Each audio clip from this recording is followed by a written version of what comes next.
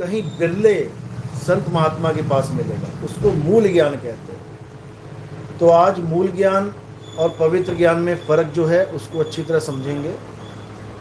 पवित्र ज्ञान में जितना भी जंत्र मंत्र तंत्र पूजा पाठ वेद पुराण गीता भागवत नित्य नेम, जितनी भी पूजाएं हैं, मंदिर मस्जिद गुरुद्वारे, जितने भी तीर्थ स्नान, जो कुछ भी आप आज तक करते आए हैं धर्म के नाम पे, भगवान के नाम पे, जो कुछ भी आज तक आपसे किसी ने कुछ भी करवाया हो, वो सब पवित्र ज्ञान में आता है। और मूल ज्ञान क्या है?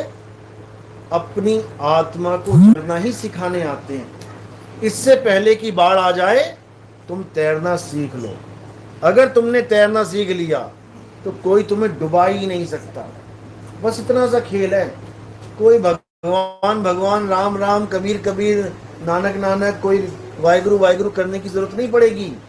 बस तुम भवसागर को तैरना कैसे है ये जान लो। तो नानक साहब भी यही कह रहे हैं कि नानक नाम जहाज है, चढ़े सो उतरे पार। जपे सो उतरे पार नहीं है, चढ़े सो उतरे पार। चढ़ना पड़ेगा तुम्हें उस जहाज पे। यही कबीर साहब कह रहे हैं, अब तो जाए चढ़े सिंहासन, मिले हैं सारंग पानी, और राम कबीरा एक भये हैं, कोई ना सके पहचाने। जब तुम भवसागर से पार होगे, तुम्हें निशाना मिलेगा मालिक का, तो तुम राम में ही जाके समा जाओगे।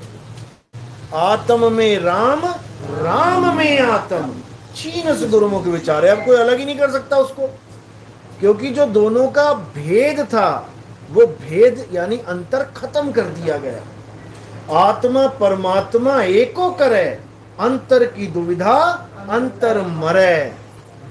बस उसके बाद तुम्हें कुछ करने की जरूरत नहीं है। उसके बाद सब कुछ वो करेगा, करे करावे आप है आप, मानस के नहीं कुछ भी हाथ। जो आप पूछ रहे थे कि मैं क्या करूं, ऐसे करूं वैसे करूं, वो यही है इसका जवाब।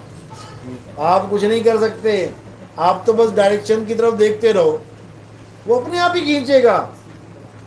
लोह चुंबक की प्रीत ज्यों लोह को लेती उठाए, और ऐसा शब्द कबीर का काल से लेती छुड़ाए। चुंबक यहां लगी है, लोहा इधर घूम रहा है, तो कैसे करेगा? अब लोहे ने क्या करना है? डायरेक्शन चुंबक की तरफ रखनी है, केवल निशाना एकदम सटीक सामने।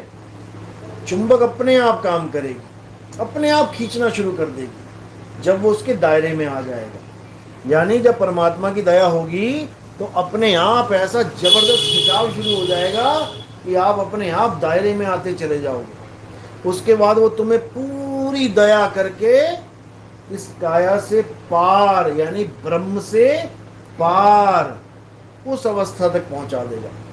चाहे एक सेकंड के लिए भी अगर वो अनुभूति आपको हो गई तो आपको समझ में आ जाता है कि मैंने जाना कहाँ है।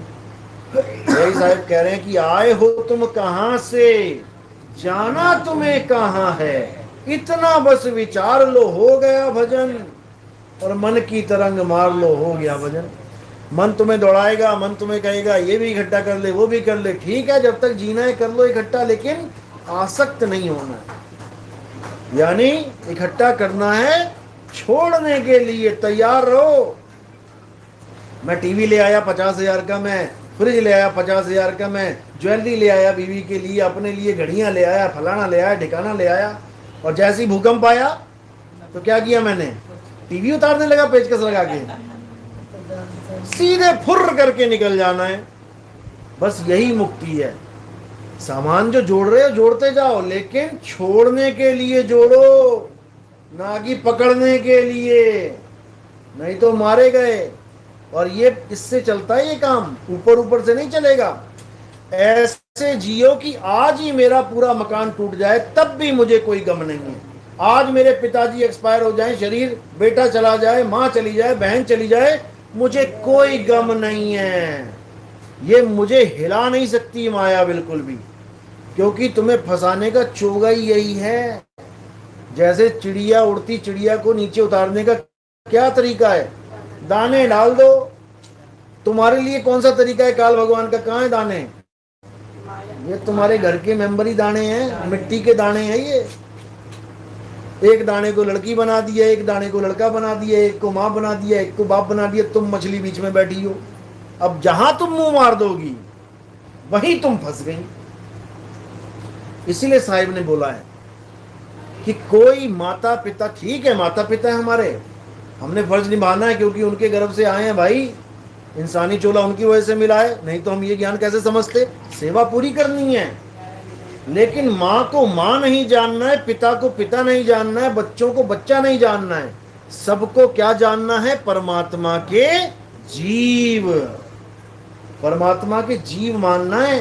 भले तुम्हारी गोद में तुम्हारा बच्चा है, तुम्हारा ही दूध पी रहा है, लेकिन फिर भी ये मानना है कि पता नहीं किस किस का दूध पी के आया, ये किस किस की गोद में खेल के आया है। आज मेरी गोद में खेल रहा है कुछ समय के लिए, ये यहां से भी खाली करके कहीं और चला जाएगा। यानी गाड़ी अगर लेनी है तो ये सोच के लेना कि ये टूटेगी भी, फूटेगी भी, एक्सीडेंट भी हो गया, खरोंचे भी पड़ेंगी। तो अगर पहले से माइंड सेटअप है तो तुम्हें परेशान नहीं कर सकती वो चीज। लोग इसलिए फंस जाते हैं क्योंकि वो सोचते हैं मेरा बच्चा हो गया, अब बुढ़ापे तक मुझे इसी का सहारा है।